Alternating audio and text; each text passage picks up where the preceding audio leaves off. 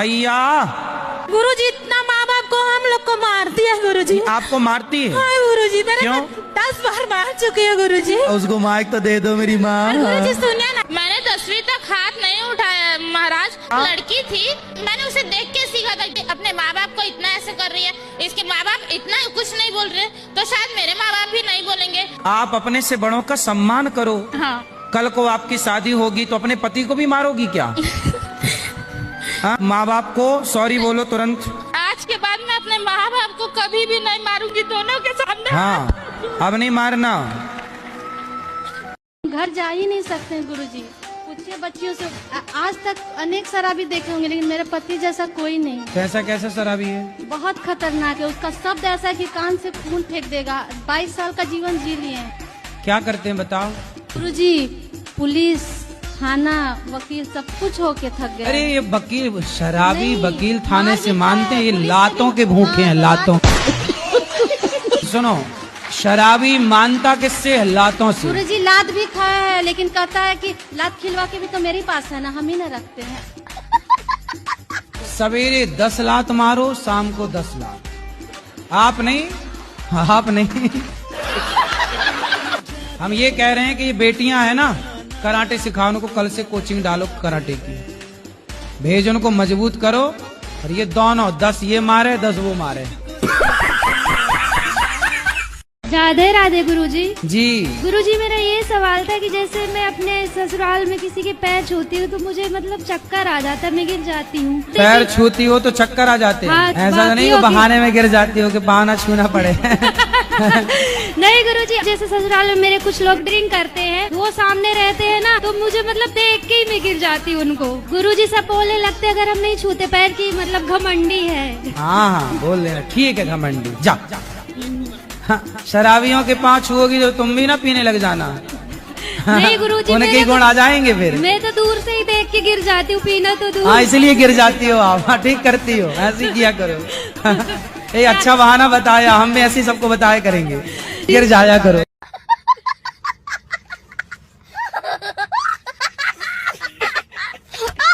तो आपको प्यार हो गया है? हमको शादी उसी से करनी है।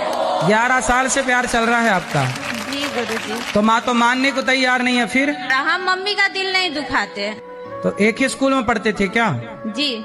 ऐसा कोई कदम ना उठाना कि आपकी माँ को रोना पड़े, ऐसा कोई काम ना करना कि आपके बाप को समाज में सिर झुका के चलना पड़े। कुछ ऐसा कर जाओ कि माँ बाप का सिर शर्म से झुके ना बल्कि गर्व से ऊपर उठे, ठीक है? उस लड़की के साथ रहे, अब शादी नहीं करना। हमने एक वीडियो देखी थी अंतरजातीय विवाह की, तब से डर लगने लगा महाराज। उन्होंने कहा था कि मैं आपसे शादी करूंगा, मैं आपको कभी नहीं छोड़ूंगा। वीडियो वाली क्लिप देखी है, तब से उन्होंने मना कर दिया कि मैं नहीं करूंगा। शादी तो हुई नहीं आपकी और किसी भी पुरुष के साथ आप पत्नी की तरह रहने लग गई, इसमें आपकी गलती है या नहीं? बोलो। सारी लड़कियों को आपकी तरह ही करना चाहिए क्या? इन्होंने वादा किया था। अरे वादा तो आदमी खूब करता है, कल को कोई दूसरा लड़का आपसे वादा कर ले कि हम शादी कर लेंगे तो तुम उसकी पत्नी की तरह रहने लग जाओगी? बताओ क्या करना चाहिए इस लड़के को और इस लड़की को कि यदि आप इसके साथ शारीरिक संबंध ना बनाए होते तब तो शादी आप ना करते, पर जब आपने उसको पत्नी की तरह बना लिया तो सवाल खड़ा ये होगा कि आप विवाह नहीं करोगे तो अब उस लड़की से विवाह कौन करेगा? इसलिए आपको विवाह करना ही चाहिए, यही धर्म है। घर वालों ने हमें निकाल दिया है। क्यों? हमारी सौतेली माँ है। तो आपकी माँ सौतेली है, आपके पिताजी ने दूसरी भी शादी कर ली। हाँ। और आपकी जो माँ है वो कहाँ चली गई? वो खत्म हो गई है। किस तरह से परेशान करती है सौतेली माँ? उन्होंने बहुत कोशिश की हमें मारने की, कहीं कुछ खाने में जहर मिलाया, कहीं तो जहर मिलाया हो तो मरना चाहती हैं आप? मगर हमने खाया नहीं। मौसी नहीं है आपकी? सगी मौसी नहीं, नानी नाना? नानी नाना है। तो नानी नाना के पास जाते ना बेटा। अकेले देखो जमाना बहुत अच्छा नहीं है, आप अच्छे आ गए यहाँ ठीक है, लेकिन जमाना इतना भी अच्छा नहीं है ना बेटा। हमें कानपुर में एक आंटी मिली थी, यही हमको यहाँ अच्छा तो फिर आंटी से बात, इनके रास्ते का किराया भाड़ा खाना पीना सब हम देंगे और यहाँ से लेके और आप इनकी नानी तक इनको पहुँचाना। हम इनके नानी के घर के अंदर छोड़ के आएंगे, हम ये जिम्मेदारी इतनी ले रहे हैं। हाँ, भगवान का दिया क्या है? ये नॉनवेज कहते कि ये तो खाना चाहिए, तुम्हें दिक्कत क्या है? तो फिर उनसे बोला करो कि अपने दादाजी को काहे शमशान में जलाने भेजते हो, पका के खा जाया करो।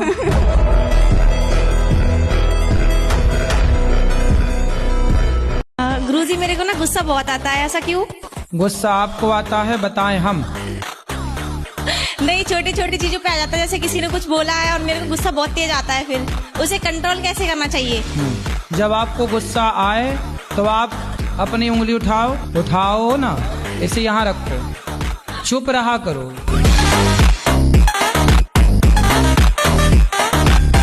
राधे राधे गुरुजी। आपका और मेरा रिलेशन क्या है? मैं फेसबुक पे पहले आपका एक क्लिप देखी, उस क्लिप में आपने बताया था नॉनवेज नहीं खाना चाहिए। पहले दिन से मैंने नॉनवेज छोड़ा, तो आपके साथ मेरा ऐसा क्या रिलेशन है कि आप ही का बात मुझे अच्छा लगा?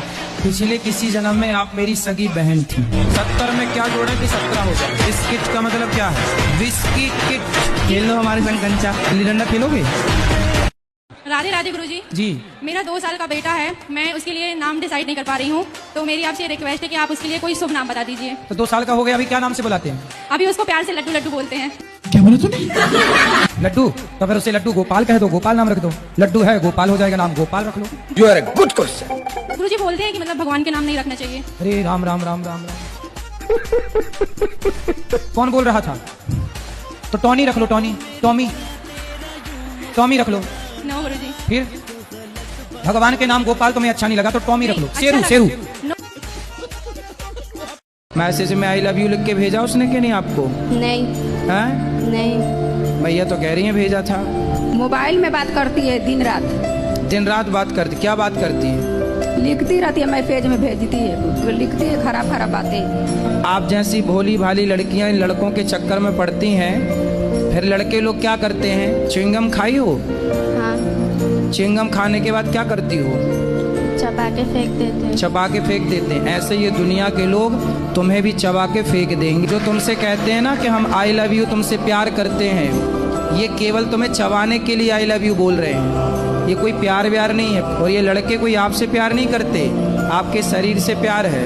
हवस पूरी कर लेंगे तो च्युइंगम की तरह फेंक देंगे आपको चबा के। सर्वनाश हो जाएगा यदि प्यार के चक्कर में समय के पहले कोई पड़ा। जो पड़ा है सबका देख लो इतिहास उठाकर। कलयुग अच्छा नहीं है। क्या अच्छा नहीं लग रहा है आपको? परेशानियां होती हैं बहुत। क्या परेशानी है आपको? बहुत सारी, करियर में, फैमिली में, पर्सनल लाइफ में। हॉस्पिटल में जब कोई बीमार पड़ता है ना और वेंटिलेटर पे होता है, तो वहाँ एक मशीन होती है, उसमें लाइन यूं चलती है, ऐसी चलती है ना, और लाइन सीधी होगी मतलब मर गया। जब तक टेढ़ी लाइनें हैं, जब तक उतार चढ़ाव है, तब तक ही जीवन है। सीधा हुआ तो मर जाएगा आदमी। हार जाइदा है, जितने नहीं हो करके चलाकी किसे ना, जज्बाती पावे हार जाइदा है।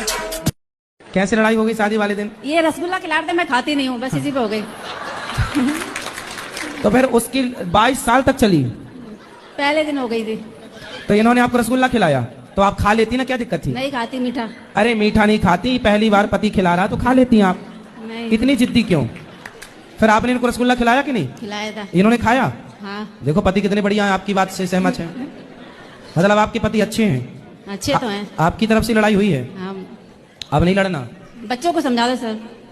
क्या समझाएं बच्चों को? गुस्सा बहुत आती है बच्चों को। तो आपको कम आता है क्या? मुझे रसगुल्ला ही नहीं खाई आप तो आपकी तो बच्चे हैं। आप कोई समझा देंगे तो वो अपने आप समझ जाएंगे। आप कम गुस्सा किया करो। अच्छा रसगुल्ला आप खा, उसके बाद 22 साल से रसगुल्ला नहीं खाए? बाद में खाया। शादी में खा लेते तो इतना ना गुजरना, लड़ाई झगड़ा ना होता। बच्चा लड़का होने के बाद खाए। संत बड़ा है, पापी बड़ा है सर। क्योंकि जो पापी लोग रहते हैं जीवन भर पाप करते हैं, अंत समय उनके मुख से सिर्फ राम कृष्ण कुछ भी वर्ड निकल जाए भगवान का तो उनको सीधा वैकुंठ धाम मिल जाता है। और जो साधु लोग रहते हैं जो ये जीवन भर तपस्या पाठ पूजा करते हैं, तो उन अंत समय में कुछ पाप हो जाए तो उनको पश्चाताप करना पड़ता था। ऐसा क्यों? तो फिर पापी बड़ा है कि संत बड़े हैं? और मैंने देखा है जीवन में जो भगवान में आस्था रखते हैं उनको परीक्षाओं से बहुत गुजरना पड़ता है, और जो नास्तिक रहते हैं तो उन्हें जीवन में इतनी परीक्षाओं से गुजरना नहीं पड़ता है। ऐसा क्यों? तो भगवान में आस्था रखे तो परीक्षा से इतना गुजरना पड़ेगा। जो बच्चा आगे की क्लास में जाएगा, हाँ? उसी को एग्जाम देना पड़ेगा। हाँ? जो आगे की क्लास में जाना ही नहीं चाहे तो वो एग्जाम क्यों देगा? आप बताओ। जिसे 12वीं के बाद कॉलेज में जाना है या 10वीं के बाद 11वीं में जाना है, उसको तो एग्जाम देना पड़ेगा। अब जैसे जाने नहीं, वो एग्जाम देगा? वो तो नहीं देगा। फिर पर ये तो जीवन में जब ईश्वर परीक्षा लें मेरा भाई है, वो बहुत परेशान करता है। किसको? मम्मी को। क्यों? क्या पता, बहुत परेशान करता है। कितना बड़ा है? 7 साल का।